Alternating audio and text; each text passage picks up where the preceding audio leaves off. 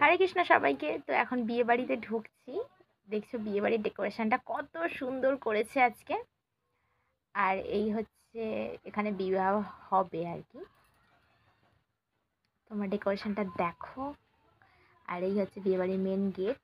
তার সাথে আজকে যেহেতু রাস পূর্ণিমা আর দামোদরের দীপদান করার আজকে লাস্ট দিন, তাই শ্রী শ্রী দামোদর ভগবানকেও তোমাদেরকে দেখিয়ে দিলাম একটুখানি।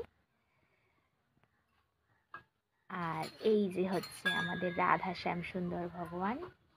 আর আজকে যেহেতু দীপদানের লাস্ট, তাই আজকে সবাই দীপদান